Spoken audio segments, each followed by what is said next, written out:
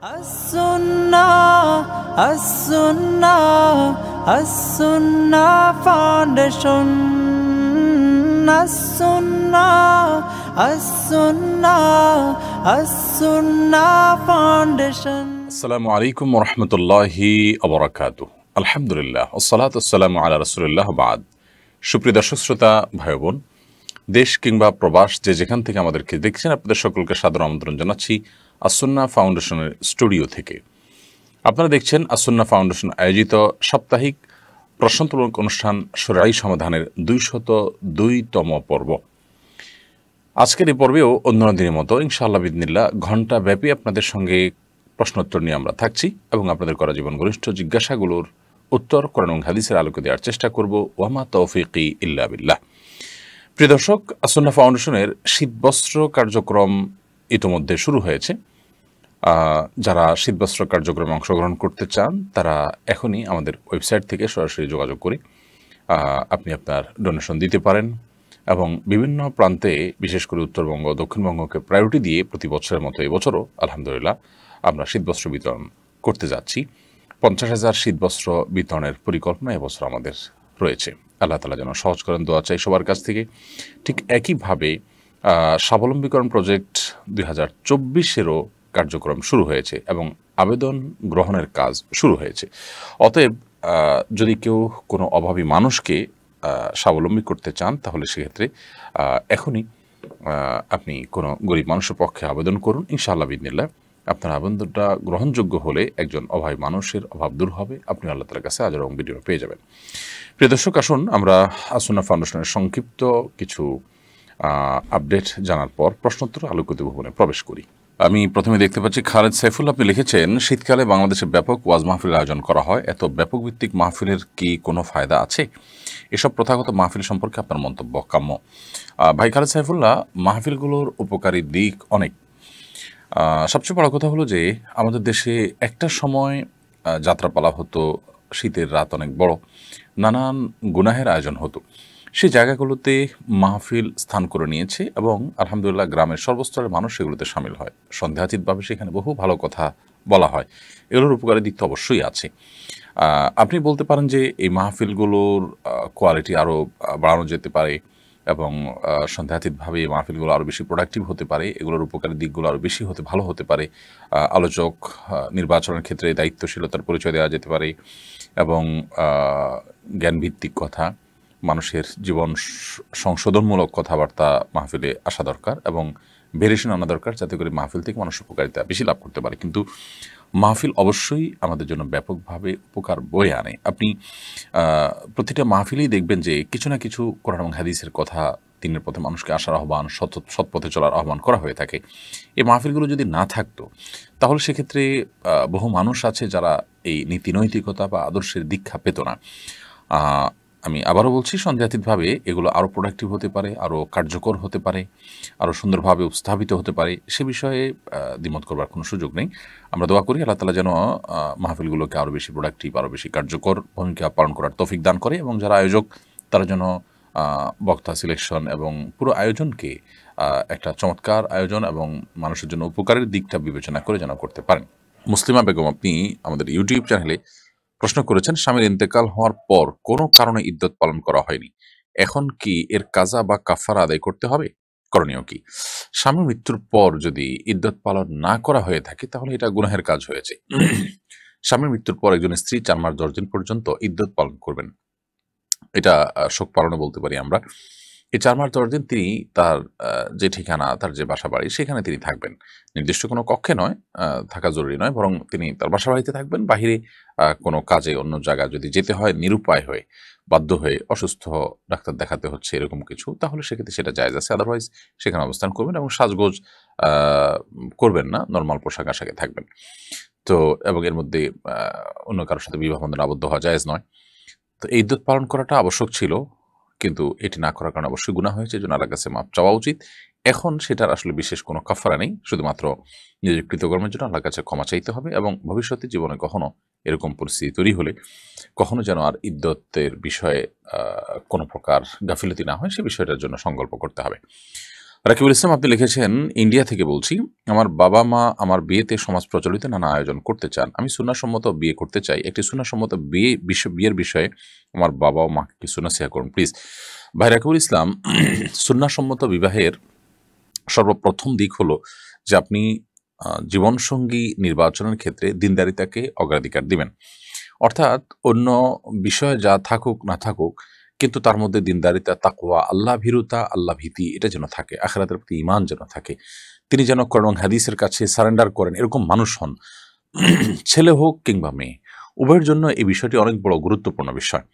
যদি জীবনসঙ্গী আল্লাহভীরু হন এবং কোরআন হাদিসের কাছে তিনি সারেন্ডার করেন, তখন তার সাথে জীবনযাপন করাটা অনেক সহজ হয় এবং জীবনটা উপভোগ্য হয়। সকল সমস্যার সমাধানের একটা সুন্দর পথ থাকে। একসাথে বসবাস করতে গেলে জীবনে টুকটাক সুবিধা অসুবিধা তৈরি হওয়ার সম্ভাবনা থাকে। তো সে সমস্ত পরিস্থিতিতে কেউ যদি আল্লাহর কাছে নিজেকে সারেন্ডার করে, রাসূল আকরাম সাল্লাল্লাহু আলাইহি ওয়াসাল্লামের কাছে নিজেকে সারেন্ডার করে, তাহলে সেক্ষেত্রে তার সমাধান অনেক সহজ। তিনি কোরআন হাদিসের কাছে যেহেতু সারেন্ডার করবেন, অতএব কোরআন হাদিসের আলোকে তাকে খুব সহজেই সংশোধনের পথে আনা যায়। এজন্য সেদিকটা দেখবেন। দ্বিতীয়ত, সুন্নাহসম্মত বিবাহের জন্য যেটি দরকার তা হলো যৌতুক মুক্ত বিবাহ। অর্থাৎ আপনি পাত্র হিসেবে পাত্রীপক্ষের কাছ থেকে কোনো যৌতুক আশা করবেন না। এমনকি বরযাত্রী নাম দিয়ে শত শত মানুষ গিয়ে তাদের উপরে দায় চাপিয়ে বা তাদেরকে বাধ্য করে বার্গেনিং করে তাদের কাছ থেকে যে খাবার আদায় করা হয়, খাবার অনুষ্ঠানের ব্যবস্থা করা হয়, সেগুলো অ্যাভয়েড করতে হবে। সেই সাথে কোনো প্রকার যৌতুক আপনার চেয়ে না চেয়ে ইশারা ইঙ্গিতে বিভিন্নভাবে কোনো কিছু নেওয়া থেকে বিরত থাকতে হবে। তৃতীয়ত, যে বিষয়টি লক্ষ্য রাখতে হবে একটা সুন্নাহসম্মত বিবাহের জন্য, তা হলো বিবাহকে কেন্দ্র করে কোনো প্রকার পর্দাহীনতা যেন না হয়। গায়ে হলুদ টলুদ এই সমস্ত আনুষ্ঠানিকতার নাম দিয়ে আজকাল যে সমস্ত অশ্লীলতা, নারী পুরুষের আপনার মাখামাখি এবং মিশ্রণ আমরা দেখতে পাই, সেগুলো সুস্পষ্টভাবে শরিয়া লঙ্ঘন হয় এবং গুনাহের কাজ হয়। এগুলো বরকত নষ্ট করে দেয় বিয়ের। সেগুলো যেন না হয় সেদিকটা খেয়াল রাখতে হবে।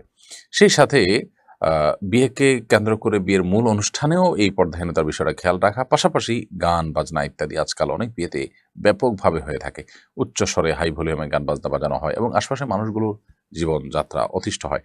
এগুলো যেন না হয় সেদিকগুলো খেয়াল রাখতে হবে। ইনশাআল্লাহ বিদিনিল্লাহ এই বিয়ে বরকতময় হবে এবং সুন্নাহসম্মত হবে। এছাড়া বিয়েতে আরও অনেক দিক দেখার আছে, আমরা শুধুমাত্র সংক্ষেপে ৩-৪টি পয়েন্ট বললাম। এরপর সাইদুর রহমান ফাহিম আপনি লিখেছেন, আমাদের বাড়ির পাশে নদী আছে, যখন বৃষ্টি হয় তখন সেই নদীতে অনেক পানি হয়, তখন নদীতে নানা রকমের গাছালি আসে, বাঁশ চলে আসে, এগুলো কি নদী থেকে নিয়ে কাজে ব্যবহার করা যাবে বা বিক্রি করতে পারবো?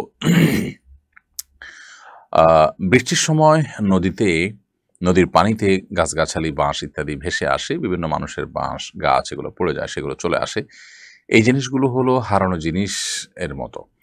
হারানো জিনিস যেরকম মানুষ কুড়িয়ে পেলে সেটার মালিককে পাওয়ার কোনো সম্ভাবনা না থাকলে যিনি গরিব তিনি সেগুলো এটা ব্যবহার করতে পারেন। ঠিক একইভাবে আপনার এই সমস্ত জিনিস যদি আপনি গরিব অভাবী মানুষ আপনি ব্যবহার করতে পারেন, অথবা এটা যদি আপনি তুলে নিয়ে কোনো গরিব মানুষকে দিয়ে দেন, সেটাও জায়েজ হবে, যেহেতু মূল মালিককে পাওয়ার সম্ভাবনা একেবারে ক্ষীণ। আর যদি মালিক এটাকে খুঁজে পেতে পারে, মনে হয় মালিকের হয়তো বাঁশ বা গাছ বা দরকারি কোনো জিনিস ভেসে চলে আসছে পানিতে, তিনি হয়তো এটা খুঁজে বের করার চেষ্টা করতে চাইলে সেটা পারেন, এরকম সম্ভাবনা যদি থাকে, তাহলে সেক্ষেত্রে ডেফিনেটলি আপনার আমার চেষ্টা করা উচিত যাতে করে আমরা সেটাকে খুঁজে বের করতে পারি। অর্থাৎ মালিককে খুঁজে বের করবো, সেক্ষেত্রে এটা আমরা আবার করবো না। মারুবিল্লাহ আপনি লিখেছেন, কয়েক বছর ধরে লক্ষ্য করা যাচ্ছে রাজনৈতিক নেতারা ওয়াজ মাহফিলে এসে বক্তৃতা দেন, শ্রোতাদের বিরক্তি উপেক্ষা করে কেউ কেউ বক্তব্য প্রলম্বিত করেন। ওয়াজ মাহফিলে রাজনৈতিক নেতাদের বক্তৃতা দেওয়া এবং কিছু ক্ষেত্রে বক্তাদের বক্তব্যে বাধা দেওয়ার বিষয়ে কিভাবে দেখবেন? খুবই দরকারি একটি প্রশ্ন। দেখুন, আমাদের দেশে পলিটিশিয়ানরা বলেন যে ধর্মীয় কাজে, ধর্মীয় অনুষ্ঠানে যেন রাজনৈতিক আলাপ করা না হয়। তাহলে ধর্মীয় অনুষ্ঠানে রাজনৈতিক আলাপ ওনারা নিজেরাই যদি টেনে আনেন, তাহলে সেক্ষেত্রে এটা স্ববিরোধিতাই হয়। যদি কোনো রাজনৈতিক বক্তা নিজের রাজনৈতিক আলাপ সরাসরি নাও করেন, ঘুরিয়ে ফিরিয়ে যত কথাই বলেন, সেটা দিন শেষে রাজনীতিরই অংশ থাকে এবং তিনি রাজনীতির উদ্দেশ্যেই সেখানে আসেন, এটা ওপেন সিক্রেট এবং সবাই জানে। অতএব আমার মনে হয় যে এই প্রথা এটা বন্ধ হওয়া উচিত এবং এটা ভালো কিছু বয়ে আনবে না। এবং প্রায় সময় আমরা দেখি মাহফিলকে কেন্দ্র করে নানা রকমের জটিলতা তৈরি হয়, নানা রকমের ভুল বোঝাবুঝি তৈরি হয় এবং বিশৃঙ্খলা তৈরি হয়। কারণ মাহফিল তো সর্বদলীয় এবং এখানে সব দলের মানুষ আসে, সব দলের অনুসারীরা আসে, সকল মুসলমানরা আসেন। এখানে কোনো দলের নেতা যখন যে তার বক্তব্য দেন, খুব স্বাভাবিকভাবেই তার অনুসারী যারা নন তারা ক্ষুব্ধ হন। সেখানে অনভিপ্রেত ঘটনা ঘটতে পারে। এটাকে কেন্দ্র করে প্রায় সময় মঞ্চে দেখা যায় যে বিশৃঙ্খলা তৈরি হয়। অতএব রাজনৈতিক নেতারা তারা রাজনৈতিক সভা করবেন, করে সেখানে তাদের রাজনৈতিক বক্তব্য রাখবেন। ধর্মীয় কোনো অনুষ্ঠানে তারা আসতে পারেন শ্রোতা হিসেবে। এখানে তারা বক্তা হিসেবে আসার কোনো যৌক্তিক কারণ নেই। বিশেষ করে তারা এখানে উপস্থিত হওয়াটাও রাজনীতির অংশ, এটা মানুষ জানে। তো সেই জিনিসটা তাদের মাথায় রাখা উচিত। যদি তারা একান্তই সেখানে শ্রোতা হিসাবে আসেন, শেখার জন্য আসেন, সেটা তো ভিন্ন বিষয়, অবশ্যই প্রশংসনীয়। রাজনৈতিক সভা করে এত মানুষ হয়তো আসবে না কোরআনের কথা শোনার জন্য, হাদিসের কথা শোনার জন্য। কোনো আলেমের ভক্ত হয়ে তারা আসলেন, এবার তাদেরকে আমরা ধরাই দিলাম রাজনৈতিক নেতার বক্তব্য, অথবা ওই উসিলায় ওই বড় সমাবেশটাকে কাজে লাগিয়ে আমরা আমাদের রাজনৈতিক প্রচারণা চালাম। সন্দেহাতীতভাবে গর্হিত কাজ, এবং এটির বন্ধ হওয়া উচিত। রাজনৈতিক নেতাদের নিজস্ব প্রচেষ্টায় তাদের রাজনৈতিক সভা করা উচিত। রাজনৈতিক সভা করার মরদ না থাকলে তাদের সেটার সুবিধা তারা আদায় করার জন্য মাহফিলগুলোকে ব্যবহার করা, সেটা অবশ্যই আমরা এটার বিরোধিতা করব এবং মনে করব যে এটা হওয়া উচিত নয়। এটা স্ববিরোধিতা। যেমনটি শুরুতে বলছিলাম, ধর্মীয় সভায় রাজনৈতিক বক্তব্য হওয়া উচিত নয়, কিন্তু রাজনৈতিক নেতারা সেখানে গিয়ে রাজনীতি করবেন, সেটা কিভাবে উচিত হতে পারে? মানিক মিয়া আপনি লিখেছেন, ব্যাংকে হজ অ্যাকাউন্ট খোলার সুযোগ আছে, হজের জন্য অ্যাকাউন্ট খুলে তাতে টাকা জমা করে হজে যাওয়া যাবে কিনা? হজের জন্য টাকা জমা করেছেন আপনি, সেটা ব্যাংকে করেন অথবা আপনি বাসায় করেন, যে কোনোভাবেই করেন, সেটাতে আপনি হজ করতে পারবেন। আপনার টাকাটা হালাল কিনা সেটা দেখবেন। আর হজ অ্যাকাউন্টে যে টাকা আপনি রাখছেন সেখানে যেন কোনো সুদ জমা না হয়, সেটি আপনি লক্ষ্য রাখবেন। আপনি যা জমা রেখেছেন সেটা দিয়ে আপনি হজে যেতে কোনো সমস্যা নেই ইনশাআল্লাহ তাআলা। এমনি রুবেল আপনি আমাদের ইউটিউব চ্যানেলে প্রশ্ন করেছেন, নামাজ পড়ার সময় প্রায় দেখা যায় কত রাকাত পড়ছি ভুলে যাই, অনেক চেষ্টা করেও মনে করতে পারি না, তখন নিজের প্রতি খুব রাগ হয় এবং নিয়ত ছেড়ে দিয়ে আবার পুনরায় নামাজ শুরু করি। এক্ষেত্রে আসলে আমার করণীয় কি? নামাজ পড়ার সময় কত রাকাত পড়েছি এটা নিয়ে ভুলে যাওয়া, এটা আমাদের সমাজে এখন একটা ব্যাপক আপনার মানুষের মধ্যে সমস্যা দেখা যায়, এবং এই সমস্যার মূল কারণ হলো যে আমাদের মনোসংযোগ এখন আর আমরা কোথাও খুব বেশি সময় ধরে রাখতে পারি না। এটা বড় ধরনের একটা অবনতি আমাদের বলতে পারি। তো এর কারণে কোনো কাজে সফলতা পাওয়া অনেক কঠিন হয়, কারণ মনোসংযোগ ছাড়া কোনো কিছুতেই মানুষ অগ্রসর হতে পারে না। তো এই পর্যায়ে আপনি যদি নামাজের মধ্যে মনোযোগ ধরে রাখতে চান, তাহলে সেক্ষেত্রে নামাজের মনোযোগ ধরে রাখার উপায়গুলো আপনাকে অবলম্বন করতে হবে। মোবাইল ইত্যাদির ব্যস্ততা নামাজের অনেক আগে থেকে বন্ধ করে ফেলতে হবে। নামাজে পূর্ণ মনোযোগী হওয়ার চেষ্টা করতে হবে। প্রতিটা রুকুন খুব দীর্ঘ সময় নিয়ে করার চেষ্টা করতে হবে। কি পড়ছি, কি বলছি নামাজে, সেগুলো বুঝে বুঝে পড়ার চেষ্টা করতে হবে। এগুলো লক্ষ্য রাখতে হবে ইনশাআল্লাহ। এখন কত রাকাত পড়েছেন এটা নিয়ে যদি আপনি দ্বিধায় পড়ে যান, তাহলে সেক্ষেত্রে আপনি দেখবেন আপনার মনের প্রাবল্য কোন দিকে হয়। যদি আপনার মন কোনো একটাকে সায় দেয় যে আমার মনে হচ্ছে এইটা হওয়ার সম্ভাবনা অনেক বেশি, অর্থাৎ ধরা যাক ৩ এবং ৪ নিয়ে সন্দেহ হচ্ছে, তো ৪ হওয়ার সম্ভাবনাই বেশি, তাহলে আপনি ৪কেই ধরে নেবেন এবং শেষে সিজদা সাহু দিয়ে নেবেন। আর যদি আপনার মনে হয় ৩ হওয়ার সম্ভাবনা বেশি, তাহলে 3কে আপনি ধরে নেবেন, ধরে সিজদা সাহু দিয়ে নেবেন। আর যদি ৩ এবং ৪ নিয়ে সন্দেহ হয় এবং আপনি ঠিক মাঝামাঝি পর্যায়ে দাঁড়িয়ে থাকেন, ৩ বা ৪ কোনো দিকে আপনার মনের ঝোঁক বেশি না হয়, আপনি একেবারে ঠিক মাঝখানে দাঁড়িয়ে থাকেন, কোনো দিকেই মন ঝুঁকছে না, তাহলে সেক্ষেত্রে আপনি কমটা ধরে নেবেন। ৩ ধরে নিয়ে আপনি নামাজ শেষ করে শেষে সিজদা সাহু দিয়ে নেবেন। আফরোজা নওরিন আপনি লিখেছেন, কোনো বাবা যদি দ্বিতীয় বিয়ে করে তার প্রথম বউয়ের সন্তানদের সম্পদ থেকে বঞ্চিত করেন, এ ব্যাপারে ইসলাম কি বলে? দ্বিতীয় বিয়ে করে যদি প্রথম স্ত্রী সন্তানদের সম্পদ থেকে বঞ্চিত করেন, তিনি অবশ্যই আল্লাহর কাছে অত্যাচারী, পাপিষ্ঠ এবং অপরাধী হিসাবে বিবেচিত হবেন। তিনি নামাজ কালাম পড়লেও বান্দার হক নষ্টকারী হিসাবে চূড়ান্তভাবে সাব্যস্ত হবেন। কারণ সন্তানদের মধ্যে সমতা বজায় রাখা, তাদের হক এবং তাদের প্রাপ্যগুলো পরিশোধ করা, এটা আমাদের উপর ফরজ কর্তব্য। বিধায় অনেকেই আছেন যে দ্বিতীয় বা তৃতীয় বিয়ে করার পর আগের স্ত্রী বা তার সন্তানদের তিনি বেমালুম ভুলে যান। কোনো যুক্তিতেই তাদেরকে ভুলে যাওয়ার বা তাদের অধিকার আদায় না করার, তাদের ভরণ পোষণ না দেওয়ার কোনো সুযোগ কিন্তু নেই। এলোরাইরা আপনি রেখেছেন, ঐতিহ্যগতভাবে খ্রিস্টানরা বড়দিনের ক্রিসমাস গাছকে আলো দিয়ে সজ্জিত করে।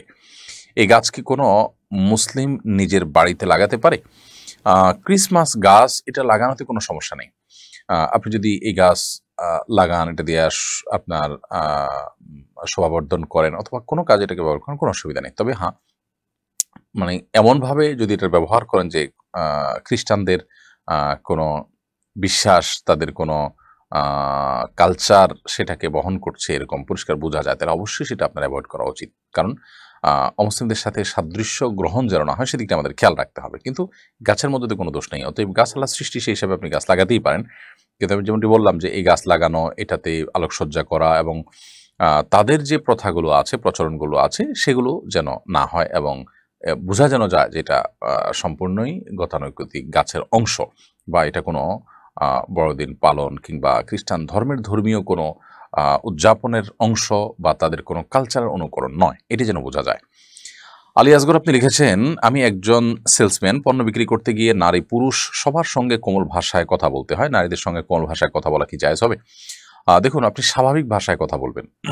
কোমল বলতে এমনভাবে আপনি কথা বললেন যে কথা আসলে তাকে আকৃষ্ট করা আপনার কথার প্রতি, আপনার দিকে, সেটা যেন উদ্দেশ্য না হয় এবং সেরকম কিছু যেন না ঘটে। আল্লাহ রাব্বুল আলামিন কোরআন কারিমে নারীদেরকে পুরুষদের কাছে কোনো কিছু চাইতে হলে সেটা চাওয়ার অনুমতি রয়েছে সে বিষয়ে বলে আল্লাহ রাব্বুল আলামিন বলেছেন যে নারীরা যেন তাদের কণ্ঠকে কোমল না করে, ফালা তাখনানা বিল কওল, তারা যেন কথাকে কোমল না করেন, অর্থাৎ কৃত্রিমভাবে যেন কোমলতা সৃষ্টি করার চেষ্টা না করেন, সেটি বলা হচ্ছে। ঠিক একইভাবে আপনিও সেই চেষ্টা করবেন, তবে স্বাভাবিক কথা বলবেন।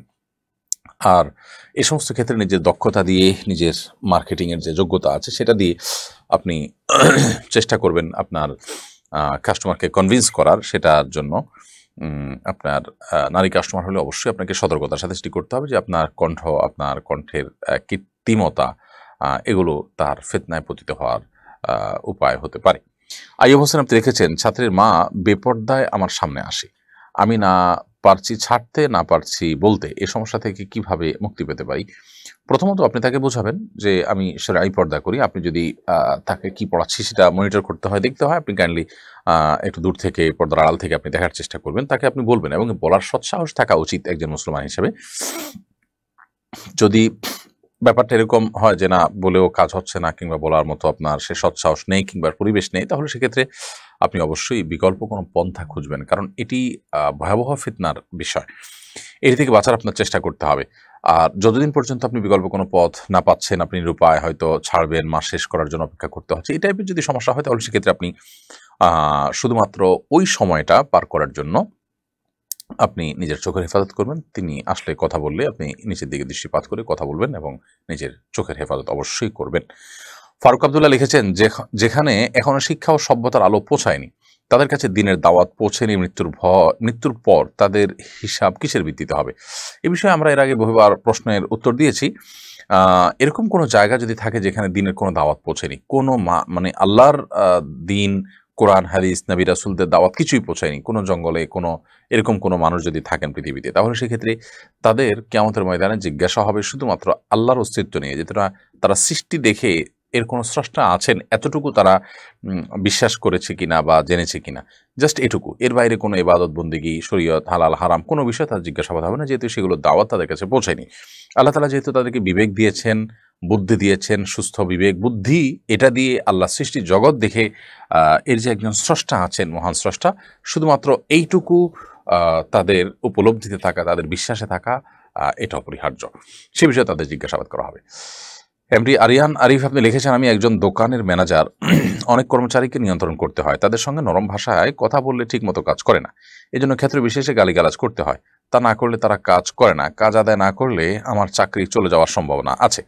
এমডি আরিয়ান আরিফ ভাই, আপনার প্রশ্ন উত্তরে আমি বলতে চাই যে গালিগালাজ করা কোনো অবস্থাতে জায়েজ নয়। আপনি তাদেরকে গালিগালাজ করা ছাড়া যদি সাধারণ ধমক দিয়ে কিংবা শাসন করে, গালিগালাজ ছাড়া শোভনীয় এবং শালীন ভাষায় যদি তাদেরকে আপনি সতর্ক করেন এবং সতর্ক দৃষ্টি রাখেন, তাহলে সেটা আপনার জন্য জায়েজ হবে।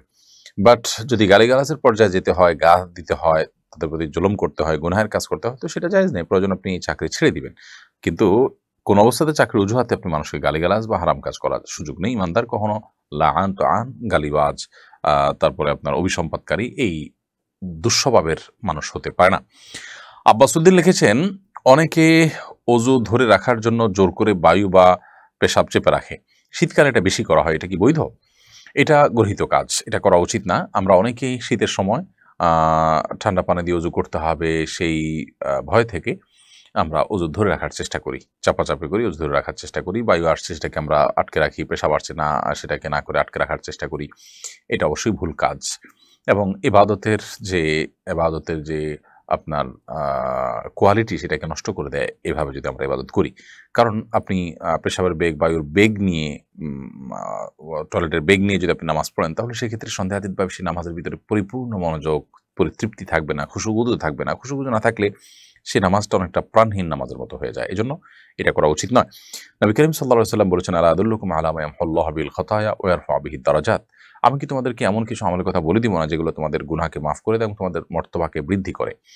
তখন নবী সাল্লাল্লাহু আলাইহি ওয়াসাল্লাম বলেছেন, সাহাবায়ে কেরাম বলেছেন যে হ্যাঁ অবশ্যই বলে দিন। নবী সাল্লাল্লাহু আলাইহি ওয়াসাল্লাম তখন বলেছেন কয়েকটা আমলের কথার ভিতরে একটা হলো ইসবাগুল উযুই আলাল মাকারি, অর্থাৎ কষ্ট এবং আপনার নানান রকমের বাধা বিপত্তি এগুলো উপেক্ষা করেও যারা ওযু করে উত্তম রূপে তাদেরকে আল্লাহ তাআলা এই মর্যাদা বৃদ্ধি করেন। অতএব শীতের সময় এই কষ্ট উপেক্ষা করে ওযু করার চেষ্টা আমাদেরকে চালাতে হবে ইনশাআল্লাহ তাআলা। অনেকে আসরের ওযু দিয়ে এশা পর্যন্ত ধরে রাখার জন্য কসরত করেন, চাপাচাপি করেন। এটা করা উচিত না। হ্যাঁ, সামান্য বেগ আছে, এটার কারণে আপনার কোনো মনোযোগই নষ্ট হবে না বা এটার জন্য কোনো কষ্ট হবে না, সেটা ভিন্ন বিষয়। কিন্তু একটুও যদি বেগ থাকে সেটাতেও ওযু করে ফেলতে পারলে উত্তম হয়। কারণ আপনি ফ্রেশ মুডে নামাজটা পড়তে পারবেন। ফজলে ইলাহি আপনি লিখেছেন, আমার চর্মরোগ আছে। বারবার ওযু করলে আমার চামড়ায় সমস্যা হয়। আমার জন্য কি তায়াম্মুম করে সালাত আদায়ের সুযোগ আছে? ভাই ফজলে ইলাহি, আপনার চর্মরোগটা কোন পর্যায়ের এবং আপনার চামড়ার সমস্যাটা কোন পর্যায়ের হয় সেটির উপর নির্ভর করবে প্রশ্নের উত্তর। যদি এটি সাধারণ সমস্যা হয় তাহলে সেক্ষেত্রে এটা থেকে আপনার এই সমস্যা থেকে বের হয়ে আসার জন্য আপনি তায়াম্মুম করতে পারবেন না। আর যদি এটা চরম পর্যায়ে পৌঁছে যে এটির কারণে আপনার ভয়ঙ্কর অসুবিধা তৈরি হয়, আপনার প্রাণ হুমকির মধ্যে পড়তে পারে, জীবন হুমকির মধ্যে পড়তে পারে, কিংবা এই জাতীয় জটিল থেকে জটিলতর সমস্যা হতে পারে, এরকম যদি আপনার কাছে মনে হয় তাহলে সেক্ষেত্রে আপনি এই সুযোগ পেতে পারেন বা ডাক্তাররা যদি এরকম বলেন যে হ্যাঁ আপনার জন্য চরম সমস্যা তৈরি হবে। তবে এরকম রোগীরা অনেক সময় দেখা যায় যে পায়ের সমস্যা হয়, সেক্ষেত্রে পায়ে আপনি চামড়া মোজা ব্যবহার করতে পারেন। দুপুর ওযু করলেন, পরবর্তী 24 ঘন্টায় মোজা পরা থাকলে আপনি পাটা না ধুয়ে আপনি ওযু করতে পারলেন এবং গরম পানিতে ওযু করার সুযোগ থাকে এবং এটা আজকাল খুবই সিম্পল, করতে চাইলে খুব সহজ। আমরা চাইলে একটা ফ্লাস্কে গরম পানি করে রেখে সেটা দিয়ে ওযু করতে পারি, বহু উপায় আছে। অতএব আপনি শুধুমাত্র চর্মরোগ আছে, একটু অসুবিধা হয়, কষ্ট হয়, এই অজুহাতেই তায়াম্মুমে যেতে পারবেন না। এরপরে প্রশ্ন হলো কাজী ফারহানুর রহমান আপনি লিখেছেন, কোনো ইয়েতিম নাবালেগ সন্তানের উপর কি যাকাত ফরজ হবে যদি তার নেশাব পরিমাণ সম্পদ থাকে? খুবই প্রয়োজনীয় একটি প্রশ্ন। কোনো নাবালেগ সন্তান এর যদি নেশাব পরিমাণ সম্পদ থাকে তাহলে সেক্ষেত্রে তার সে সম্পদের যাকাত জমহুর ইমামদের মতে দিতে হবে এবং তারা এর সপক্ষে যে দলিল দিয়ে থাকেন সেটা হলো আল্লাহ তাআলা নবী করিম সাল্লাল্লাহু আলাইহি ওয়াসাল্লামকে নির্দেশ করেছেন, খুয মিন আমওয়ালিহিম সাদাকা তুতাহহিরুহুম বিহা ওয়া তুযাক্কিহিম ফা ইন্না সালাতাকা সাকানুন লাহুম। অর্থাৎ আপনি তাদের সম্পদের থেকে যাকাত কালেকশন করুন, এটা তাদেরকে পবিত্র করবে। এখানে আল্লাহ তাআলা আমভাবে বলেছেন, সম্পদ থেকে যাকাত কালেকশন করতে বলেছেন। অতএব সম্পদের মালিক কি বালেগ না বালেগ সেটা দেখার বিষয় না। সম্পদ যখন কারোর নেশাব পরিমাণ হবে তখন সেটার উপর যাকাত প্রযোজ্য হবে, এটা তাদের যুক্তি। এবং এই মত সংখ্যাগরিষ্ঠ ইমাম বলতে ইমাম শাফিঈ, ইমাম আহমদ ইবনে হাম্বল, ইমাম মালিক রাহিমাহুল্লাহ, তিনও ইমামের, চার ইমামের মধ্যে। আর ইমাম আবু হানিফা রাহিমাহুল্লাহর মত হলো যে অপ্রাপ্তবয়স্ক সন্তান নেশাব পরিমাণ সম্পদের মালিক হলে তার সম্পদের উপর যাকাত বর্তাবে না, কারণ সে যেহেতু অপ্রাপ্তবয়স্ক, এই জন্য তার উপর শরিয়ার বিধিবিধান কোনোটি প্রযোজ্য নয়। যেমন সালাত, সিয়াম তার উপর প্রযোজ্য হয় না, ঠিক একইভাবে যাকাতও তার উপরে প্রযোজ্য হবে না, কারণ সে এখনো মুকাল্লাফ হয়নি, শরিয়ার বিধান প্রযোজ্য হওয়ার মতো বয়স তার হয়নি, বিধায় সেই সম্পদের যাকাত অবশ্য হবে না। হলো ইমাম আবু হানিফা রাহিমাহুল্লাহর মত। তৃতীয় জামানে আপনি আইডি থেকে লিখেছেন, ছেলে কি মা বাবার জন্য উমরা এবং হজ করতে পারে? ছেলে মা বাবার জন্য তাদের তরফ থেকে উমরা বা হজ করতে পারবে যদি সে নিজের উমরা এবং নিজের হজ করে থাকে। যে কোনো ব্যক্তি বদলি হজ যে কারো ব্যক্তির তরফ থেকেই করতে পারে, সেই হিসাবে সন্তান মা বাবার পক্ষ থেকে তো অবশ্যই ডেফিনেটলি করতে পারবে, কিন্তু নিজেরটা আগে করতে হবে, তারপর তাদের পক্ষ থেকে করতে পারবেন। বিশেষ করে তারা যদি মারা যান অথবা অসুস্থতার কারণে আসতে না পারেন, সেক্ষেত্রে তাদের পক্ষ থেকে এটি করা যাবে। নুজহাত হাসান লিখেছেন, আমার হাজব্যান্ডের ইন্তেকাল হয়েছে, আমি ওনার পোশাক সহ ব্যবহৃত অনেক জিনিস স্মৃতি হিসাবে রেখে দিয়েছি, এদিকে আমার গুনাহ হচ্ছে বা এর কারণে কবরে আযাব হচ্ছে? যে জিনিসগুলো স্মৃতি হিসাবে রেখেছেন সেগুলো আপনি ব্যবহার করবেন, হয়তো হালকা ব্যবহার করেন, বেশিরভাগ ক্ষেত্রে রেখে দেন, অসুবিধা নেই, এর কারণে কোনো গুনাহ হবে না ইনশাআল্লাহ তাআলা। তবে এটা যদি এমন হয় যে ব্যাপক পরিমাণ তার সম্পদ সেগুলো সবই আপনি স্মৃতি হিসাবে রেখে দিয়েছেন, সেটাতে অন্য ওয়ারিসদের কিন্তু অধিকার জড়িত আছে। অন্য ওয়ারিসদের কাছ থেকে যদি আপনি দায়মুক্তি না নেন তাহলে সেক্ষেত্রে তাদের হক আদায়ের গুনাহটা হবে।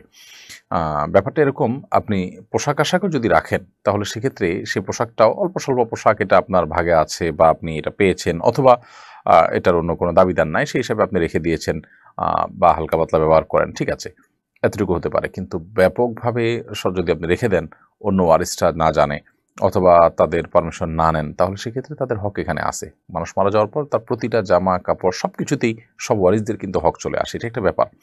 আর একটা বিষয় হলো যে অনেক কাপড় চোপড় যেটা অন্য মানুষও উপকৃত হতে পারে, গরিব মানুষও পড়তে পারে বা যে কোনো মানুষ পড়তে পারে, সেটা না পড়ে আপনি সবগুলোকে রেখে দিলেন স্মৃতি হিসাবে, সেটা অবশ্যই অপচয়ের পর্যায়ে যাবে। এরপরে ইউসরা মাইশা জ্যোতি এআরডি থেকে আপনি লিখেছেন, আমি একজন মেডিকেল স্টুডেন্ট, আমাকে বাধ্য হয়ে বিপরীত লিঙ্গের মানুষের শরীর স্পর্শ করতে হয়। এখন পরীক্ষা পাশের জন্য হলেও এটা করতে হয়। এখন এভাবে পর্দা লঙ্ঘনে মানসিকভাবে কষ্ট পাচ্ছি, আমার আসলে করণীয় কি? যেহেতু আপনি মেডিকেল পড়াশোনার মাধ্যমে মানুষের সেবা করতে চান এবং এতে দ্বীন এবং ইসলাম ও বিভিন্নভাবে উপকৃত হয়, সেই জায়গা থেকে আপনি আপনার এই পড়াশোনা চালাবেন দ্বীনের খাতিরে, সেটা জায়েজ আছে। তবে আপনার যে সমস্যাগুলোর কথা বলেছেন সেগুলোর ক্ষেত্রে আপনি যতটুকু সম্ভব সেগুলোকে অ্যাভয়েড করার চেষ্টা করবেন। যেটা অ্যাভয়েড করা সম্ভব হবে না সেখানে আপনি স্পর্শ করতে হলেও ধরুন গ্লাভস দিলেন বা এমন কোনোভাবে স্পর্শ করলেন, যতটুকু সম্ভব ফিতনা থেকে বাঁচার জন্য আপ্রাণ চেষ্টা করবেন। এরপর আল্লাহ তাআলার কাছে ইস্তেগফার এবং ক্ষমা প্রার্থনা সেটি অব্যাহত রাখবেন। জাহিদ হাসান আপনি লিখেছেন, আমি একজন কলেজ শিক্ষক, আমাকে একজন বলেছে কম্বাইন্ড কলেজে শিক্ষকতা করলে বেতন হারাম হয়ে যায়। আমি খুব দুশ্চিন্তে আছি, আসলে কি আমার উপার্জন হারাম হচ্ছে কিনা? ছেলে মেয়ে যখন আপনার উভয়ে একসাথে পড়াশোনা করে, স্বশিক্ষা থাকে এবং সেখানে পর্দার কোনো বালাই থাকে না বা পর্দা মেনটেন করার কোনো সুযোগ যদি না থাকে, সেখানে তো চাকরি করা আসলেই শরিয়া দৃষ্টিকোণ থেকে জায়েজ হয় না। আপনি সেখানে যদি মেয়েদেরকে আলাদা বসাতে পারেন এবং আপনার দৃষ্টিকে হেফাজত করে আপনি পাঠদান করতে পারেন, তাহলে সেক্ষেত্রে এই বহু শর্ত সাপেক্ষে সেটি জায়েজ হতে পারে, কিন্তু সেটা আসলে খুবই ডিফিকাল্ট এবং এগুলো নিজেদের নিয়ন্ত্রণেও থাকে না বেশিরভাগ ক্ষেত্রেই। এরপর শাহনাজ পারভিন আপনি ইউটিউব চ্যানেলে লিখেছেন, আমি আমার ছেলেকে বলেছিলাম, তুমি যদি এই সপ্তাহের মধ্যে কোরআন মাজিদ খতম না করো তাহলে আমি তোমাকে আল্লাহর কসম একটি টাকাও দিব না। সামনে 1 তারিখ হওয়াতে মাদ্রাসা টাকা দিতে হয়েছে, এরপরে সে খতম করেছে, এখন আমার করণীয় কি? আপনি সপ্তাহের মধ্যে কোরআন তেলাওয়াত করতে বলেছেন, সেই সপ্তাহের মধ্যে কোরআন তেলাওয়াত করেনি এবং সপ্তাহের মধ্যে কোরআন তেলাওয়াত না করলে আপনি তাকে আর কোনো টাকা দিবেন না বলেছেন, কিন্তু আপনাকে টাকা দিতে হয়েছে, অর্থাৎ সে আপনার কথা রাখেনি এবং আপনি আপনার শপথ ভঙ্গ করে তাকে টাকা দিতে হয়েছে। যদি এরকম হয় তাহলে সেক্ষেত্রে আপনি এখন শপথের কাফারা দিয়ে দিবেন। কাফারা হলো আপনি 10 জন মিসকিনকে খাদ্য দিবেন অথবা পোশাক দিবেন কিংবা আপনি 3টা রোজা রেখে দিবেন, তাতে ইনশাআল্লাহ শপথের কাফারা হয়ে যাবে। তানভীর আল কাদির আপনি এআইডি থেকে লিখেছেন, মসজিদের বাইরে ভিন্ন বিল্ডিং থেকে সাউন্ড বক্সের মাধ্যমে মসজিদের ইমামের কেরাত শুনে ইক্তেদা করে নামাজ আদায় করা জায়েজ হবে কিনা? মসজিদের বাইরে সাউন্ড বক্স যেটা আছে সেটার আওয়াজ শুনে আপনি অন্য ভবন থেকে অনুসরণ করলেন, নামাজ আদায় হবে না। কারণ হলো নামাজে আদায় হওয়ার জন্য যে ইত্তেসাল শর্ত, অর্থাৎ কাতারের মধ্যে যে আপনার কাতারের মধ্যে যে সংযোগ থাকা শর্ত, সেটি কিন্তু এখানে লঙ্ঘন হচ্ছে, অর্থাৎ সংযুক্ত থাকছে না। তো সেজন্য এভাবে নামাজ পড়লে ইক্তেদা সহি হবে না। এরকম যদি করাই যায় তাহলে তো সেক্ষেত্রে মানুষ বাসা বাড়ি থেকে মসজিদের আশপাশে মাইক দিয়ে সবাই যার যার মতো করে শরীক হতে পারে, আর মসজিদে আসার প্রয়োজন হতো না। প্রিয় দর্শক, দেখতে দেখতে অনুষ্ঠানটি আমাদের নির্ধারিত সময়ের অর্ধেকের বেশি সময় পেরিয়ে গেছে এবং সময় হয়েছে একটি বিরতিতে যাওয়ার। আশা করছি আমাদের সঙ্গেই থাকবেন। বিরতির পর আবার আমরা ফিরে আসবো আপনাদের প্রশ্নের উত্তর নিয়ে ইনশাআল্লাহ তাআলা। শিক্ষা নিয়ে আসুন্নাহ ফাউন্ডেশন মসজিদ কমপ্লেক্স ও ইসলামিক সেন্টার একটি লালিত স্বপ্ন। ইনশাআল্লাহ শিক্ষা, সেবা ও দাওয়া সহ ফাউন্ডেশনের বহুবিধ কার্যক্রমের কেন্দ্র হবে এই কমপ্লেক্স। ঢাকার নতুন বাজারের অদূরে কেনা জমিতে শীঘ্রই নির্মাণ কাজ শুরু হবে ইনশাআল্লাহ। সাদাকায়ে জারিয়ামূলক এই প্রকল্পে শরীক হতে পারেন আপনিও। অসহায় দরিদ্রদের দারিদ্র দূরীকরণ ও স্বাবলম্বীকরণের লক্ষ্যে আসুন্নাহ ফাউন্ডেশন পরিচালনা করছে স্বাবলম্বীকরণ প্রকল্প। স্বাবলম্বীকরণ প্রকল্পের আওতায় এ যাবৎ প্রায় 3000 মানুষকে প্রশিক্ষণ ও স্বাবলম্বীকরণ উপকরণ প্রদান করা হয়েছে।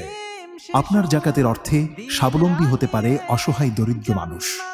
আসুন্নাহ ফাউন্ডেশনের জাকাত তহবিলে জাকাত পাঠাতে ভিজিট করুন www.asunnahfoundation.org/donate/zakat। বিরতির পর আবার আপনাদেরকে স্বাগতম সরাসরি সমাধান অনুষ্ঠানে। আবু সুফিয়ান মিয়া আপনি লিখেছেন 3 কোয়ার্টার প্যান্ট পরে নামাজ পড়া যাবে কিনা। 3 কোয়ার্টার প্যান্ট যদি পরেন যেটার ফলে আপনার হাঁটু ঢেকে যায়, সেটাতে আপনি নামাজ পড়লে নামাজ হয়ে যাবে। তবে লক্ষ্য রাখতে হবে রুকু সেজদা বা উঠা বসার সময় যেন এই প্যান্ট সরে গিয়ে হাঁটু প্রদর্শিত না হয়। যদি সেরকম হয় যে হাঁটু প্রদর্শিত হয় না বরং হাঁটু ঢেকে থাকে 3 কোয়ার্টার প্যান্ট পরে, তাহলে নামাজ পড়লে নামাজ হয়ে যাবে। তবে মনে রাখা উচিত আল্লাহ সুবহানাহু ওয়া তাআলা বলেছেন ইয়া বানি আদম খুযু যিনাতাকুম ইনদা কুল্লি মাসজিদ, হে আদম সন্তান তোমরা প্রত্যেক নামাজের সময় সুন্দর পোশাক বা সুন্দর বা শোভা এটা গ্রহণ করো। তার মানে এমন পোশাক পরা উচিত নয় যে পোশাকটা আসলে আমরা সচরাচর গুরুত্বপূর্ণ কোনো অনুষ্ঠানে কোনো ব্যক্তির সঙ্গে সাক্ষাৎ করতে যাওয়ার সময় পড়ি না। নামাজ হয়ে যাবে সেটা একটা বিষয়, কিন্তু নামাজের কোয়ালিটিকে নষ্ট করতে পারে এ ধরনের পোশাক, কারণ এটি আল্লাহর দরবারে আল্লাহর সামনে আমি দাঁড়াচ্ছি তার সঙ্গে কিন্তু যায় না। এমনি ফারুক আপনি লিখেছেন ইউটিউব চ্যানেলে, আমি অনেক চিকন, আমার স্বামী মোটা মেয়ে পছন্দ করে, আমি কি মোটা হওয়ার জন্য ওষুধ খেতে পারবো? জি, পুরুষ আইডি থেকে সম্ভবত কোনো বোন আপনি প্রশ্ন করেছেন। মোটা হওয়ার জন্য, মোটা তাজা হওয়ার জন্য কোনো ঔষধ গ্রহণ করলে সেটি যদি স্বাস্থ্যের জন্য ক্ষতিকর দিক থাকে তাহলে ডেফিনেটলি সেটি গ্রহণ করা যাবে না। কারণ মানুষ নিজের স্বাস্থ্যকে ধ্বংসের দিকে ঠেলে দেওয়ার মতো কোনো কাজ করলে সেটি ইসলামের দৃষ্টিকোণ থেকে জায়েজ হয় না, সেটা গুনাহের কাজ হয়, বিধায় এটি করা যাবে না। আবার সেই সাথে এও আমাদের মাথায় রাখতে হবে যে মোটা হওয়া এটা তো আসলে কোনো ভালো জিনিস না। তুলনামূলকভাবে একটু আপনার খুব বেশি চিকন হলে সেটা যাতে না হয় সেটা যদি চান কেউ, তাহলে সেক্ষেত্রে খাবার দাবার খাদ্যাভ্যাস এগুলো একটু পরিবর্তন করলেই হয়তো পরিবর্তন হতে পারে, সেই পন্থাটা আপনি অবলম্বন করতে পারেন। আর যদি কোনো ওষুধে সাইড এফেক্ট না থাকে, সাধারণত এই সমস্ত ওষুধে সাইড এফেক্ট থাকেই থাকে, যদি এরকম কিছু থাকে সাইড এফেক্ট নাই নিশ্চিত হতে পারেন আপনি, তাহলে সেটা গ্রহণ করলে কোনো অসুবিধা নেই। এমনি নাজমুল হোসেন সোহাগ আপনি লিখেছেন কবরস্থানের উপরে মসজিদ থাকলে মসজিদে নামাজ পড়লে নামাজ হবে কিনা। কবরস্থান ঠিক কবরের মধ্যে মসজিদ হলে সেটাতে নামাজ পড়া জায়েজ নেই, কিন্তু কবরস্থান একটা বড় জায়গা, তার কোনো একটা জায়গায় মসজিদ করেছেন, ওই মসজিদের নিচে কবর নেই, এরকম যদি হয় তাহলে সেখানে নামাজ পড়লে কোনো অসুবিধা নেই। কবরে নামাজ পড়তে নবী সাল্লাল্লাহু আলাইহি ওয়াসাল্লাম নিষেধ করেছেন। অতএব কবরস্থানে মসজিদ হলেও সেটা এমনভাবে হওয়া উচিত যে বোঝা যায় যে এটা মসজিদ আর এটা কবরস্থান, অর্থাৎ কবরের উপরে মসজিদ বা মসজিদের ভিতরে কবর এরকম যেন না হয়, মসজিদের যেন আলাদা সত্তা এবং অস্তিত্ব থাকে পৃথক, তাহলে সেক্ষেত্রে সেখানে নামাজ হতে পারে। সবচেয়ে উত্তম হয় কবরস্থানের এরিয়ার বাইরে মসজিদ করলেন, যাতে করে দৃশ্যত দেখতে মানে দৃষ্টিকটু না হয় যে সামনে কবরগুলো আছে আর সেখানে আপনি মসজিদ করে নামাজ পড়ছেন, এরকম যেন না হয়। এই জন্য কবরস্থানের কোনো একটা পাশে প্রান্তে যাতে এটার আলাদা অস্তিত্ব বোঝা যায় সেরকম করে মসজিদ করলে সেখানে নামাজ হতে পারে। মহিন ঐশী আপনি লিখেছেন ইসলামের ধর্ম বোন বলতে কিছু আছে কিনা। ইসলামের ধর্ম বোন বলতে কোনো কিছু নেই। বোন রক্ত সম্পর্কীয় বোন, তিনি বোন, এছাড়া অন্য সব মুসলিমরাই বোনের মতো, সেটা ভিন্ন বিষয়, মুসলিম মেয়েরাই বোনের মতো। কিন্তু আপনি ধর্ম বোন বলতে যেটি বোঝাতে চেয়েছেন, আমাদের দেশে আজকাল ঢাকা বোন এর কথা আমরা জানি, যে সমাজে অনেকে ভাই বোন ডাকাডাকি করে এবং আপন ভাই বোনের মতো একটা সম্পর্ক করে, এটা হারাম। প্রথমত এরকম কোনো ভাই বোনের অস্তিত্ব ইসলামে নেই। দ্বিতীয়ত এটি কারণে দেখা যায় যে গায়ে মাহরাম ছেলে মেয়ে নারী পুরুষ একে অন্যের সাথে ভাই বোনের মতো দেখা সাক্ষাৎ করেন, উঠা বসা করেন এবং পর্দার বিধান লঙ্ঘন করেন। এগুলো সমূহ সমস্যার পথকে উন্মোচন করে, সমূহ সমস্যার দুয়ারকে খুলে দেয়। এজন্য এগুলো জায়েজ নেই। পরিষ্কারভাবে এই জাতীয় তথাকথিত ধর্মবোন, ধর্ম ভাই, ধর্ম বাবা এই সমস্ত পাতা ইসলামে নিষিদ্ধ। মানোয়ারা এআইডি থেকে আপনি আমাদের ইউটিউব চ্যানেলে প্রশ্ন করেছেন, আমার একটা ছেলের সাথে 2 মাসের মতো সম্পর্ক ছিল, এখন আলহামদুলিল্লাহ ভুল বুঝতে পেরে সম্পর্ক থেকে বেরিয়ে এসেছি। প্রশ্ন হচ্ছে ছেলেটা যদি আমাকে অভিশাপ দেয় তাহলে কি আমার ক্ষতি হবে? হারাম সম্পর্ক ছেড়ে আপনি খুব ভালো কাজ করেছেন। বিশেষ করে যদি হারাম সম্পর্কটাকে হালাল করার কোনো উপায় না থাকে, বরং হারামে আরও কন্টিনিউ করতে হবে এরকম অবস্থা থাকে, তাহলে সেক্ষেত্রে বেরিয়ে আসাটা আপনার কর্তব্য ছিল।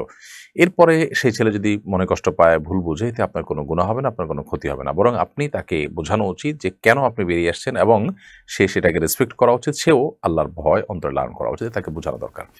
তাসনিমা আক্তার লিখেছেন চেহারার সৌন্দর্য বৃদ্ধির জন্য কোনো আমল আছে কিনা। চেহারার সৌন্দর্য বৃদ্ধি এটার জন্য ইমানদারের খুব বেশি চিন্তা বা টেনশনের বিষয় নেই, যার কারণে এটার জন্য কোনো কোরআন হাদিসে বাতানো কোনো আমল আসলে নেই। একজন ইমানদার তিনি তার আমল এবং কর্মকে সুন্দর করার চেষ্টা করবেন, চেহারা আল্লাহ তাআলা যেভাবে দিয়েছেন সেটাকে শুধু যত্ন করবেন। এটাকে আরো সৌন্দর্য বৃদ্ধি করা ইসলামে নাজায়েজ নয়, কিন্তু এটা ইমানদারের কাছে কোনো গুরুত্বপূর্ণ আইটেমই না যে এটার জন্য কোরআন হাদিসে আলাদা করে কোনো দোয়া শিখাবে। যাদের কাছে এই পার্থিব এই বিষয়গুলো, তুচ্ছ বিষয়গুলো অনেক বড়, যারা আখিরাতে বিশ্বাসী নয়, সেই মানুষগুলো সাধারণত এগুলো নিয়ে অনেক বেশি অরিড থাকে, অনেক বেশি তারা এগুলো নিয়ে পেরেশান থাকে। তো চেহারা সৌন্দর্য বৃদ্ধির জন্য কোনো উপায় অবলম্বন করলে সেটাকে আমি হারাম বলছি না, কিন্তু এইটাকে ইসলাম এত বড় করে দেখে না যে এটার জন্য আলাদা কোনো আমল দিবে। আমল দিবে তো তখন যখন জিনিসটা খুব গুরুত্বপূর্ণ হবে। তো যাই হোক, এটার জন্য আলাদা কোনো দোয়া বা আমলের কথা কোরআন হাদিসে কোথাও বলা হয়নি। তবে আপনি যদি মনে হয় যে আপনার চেহারাতে এমন কিছু আছে যেটার কারণে আপনি অবহেলার শিকার অথবা অপমানের শিকার বা অবমূল্যায়নের শিকার, সেক্ষেত্রে আল্লাহ তাআলার কাছে আপনি সাধারণভাবে দোয়া করতেই পারেন অথবা বৈধ কোনো উপায়ে চেষ্টা করতে পারেন। আমি বলছি যে যারা চেহারা সৌন্দর্য বলতে আল্লাহ যা দিয়েছেন সেটাতে কোনো উল্লেখযোগ্য কোনো ত্রুটি নেই, কিন্তু তারপরও সুন্দরত্ব কোনো শেষ নেই, তারা আরও সুন্দর করার পিছনে মরিয়া হয়ে থাকেন এবং এটার পিছনে লাখ লাখ টাকা খরচ করেন এবং এটার পিছনে লেগে থাকেন। একটা পর্যায় পর্যন্ত এটা জায়েজ আছে, কিন্তু যখন সীমানা ছাড়িয়ে যায় তখন সেটা কিন্তু অপচয় এবং নাজায়েজের পর্যায়েও চলে যায়, সেটি মাথায় রাখতে হবে। খোলাসা কথা হলো, আপনার চেহারাতে যদি কোনো ত্রুটি থাকে যেটা আপনার সৌন্দর্যকে নষ্ট করে এবং সেটার কারণে আপনি সমস্যাগ্রস্ত থাকেন, তো আপনি কোনো ট্রিটমেন্ট করতে পারেন, আবার আল্লাহর কাছে দোয়াও করতে পারেন যে আল্লাহ আপনি আমার সমস্যা দূর করে দিন। দোয়া আপনি ওপেন উন্মুক্ত দোয়া আপনি আল্লাহর কাছে নিজের ভাষায় দোয়া করবেন, ইনশাআল্লাহ আল্লাহ রাব্বুল আলামিন আপনার দোয়া কবুল করতে পারেন। আর দ্বিতীয়ত, যদি এরকম পর্যায়ে না থাকে, জাস্ট আপনার সৌন্দর্য যেটুকু আছে সেটাকে আরো বাড়াতে চান, আপনি এটা আসলে ত্রুটিপূর্ণ কিছু নাই, আরো সুন্দর করতে চান, সেটা আপনি করতে পারেন, কিন্তু এটার জন্য খুব বেশি টাকা পয়সা ব্যয় করে যদি আপনি অপচয় সীমানা চলে যান, সেক্ষেত্রে সেটা গুনাহ হবে। আর আমল হিসাবে এক্ষেত্রে আল্লাহ তাআলার কাছে আপনি দোয়া করতে পারেন। তবে নবী করিম সাল্লাল্লাহু আলাইহি ওয়াসাল্লাম ফজর নামাজের জন্য যখন নামাজের জায়গার দিকে যেতেন, তখন একটা দোয়া পড়তেন। বিভিন্ন হাদিস দ্বারা বিভিন্ন দোয়ার কথা প্রমাণিত আছে। এর ভিতরে একটা হলো আল্লাহুম্মা জাআল ফি কলবি নূরা ওয়া ফি ওয়াজহি নূরা, আল্লাহ আমার চেহারাকে আপনি আলোকিত করে দিন। এটা অবশ্য বাহ্যিক সৌন্দর্য নয়, এটা হলো ঈমানের একটা নূর, যেটা যেটা আপনার এই চামড়ার সৌন্দর্য নয়, যেটার মধ্যে এক ধরনের লাবণ্য থাকবে, এক ধরনের সৌন্দর্য থাকবে, অভাবনীয়, অকল্পনীয়, এবং যে সৌন্দর্যটা একেবারেই আপনার অতি প্রাকৃতিক। অতএব সেটার জন্য আল্লাহ তাআলার কাছে সে দোয়া আপনি করতে পারেন, সেটা ভিন্ন বিষয়। ফাতেমা এর দিকে আপনি লিখেছেন, আমার চেনা একমাত্র দক্ষ মহিলা ডাক্তার খ্রিস্টান, আমি তার আচরণের স্বস্তি পাই, আমাদের মাঝে কথাবার্তা হয়, আমি কি তার কল্যাণের জন্য দোয়া করতে পারবো? অবশ্যই দোয়া করবেন, কেন দোয়া করবেন না? সকল মানুষের জন্য দোয়া করবেন, তবে তার জন্য দোয়া করবেন আল্লাহ যেন তাকে হেদায়েতের আলো দ্বারায় আলোকিত করেন, আল্লাহ যেন তাকে ঈমানদার হিসাবে কবুল করেন। আপনি তাকে ইসলামের সৌন্দর্য, ঈমানের সৌন্দর্য বিভিন্ন সময় বোঝাবার চেষ্টা করতে পারেন, বই পুস্তক দিতে পারেন, দাওয়াতের চেষ্টা করতে পারেন এবং দোয়া তো অবশ্যই করবেন। এরপরে অনজিলা খাতুন আপনি লিখেছেন এই আইডি থেকে, 4 রাকাত বিশিষ্ট ফরজ নামাজের তৃতীয় রাকাতে ভুলে যদি সূরা ফাতিহার সাথে অন্য কোনো সূরা পড়ে ফেলি, তাহলে নামাজ হবে কিনা?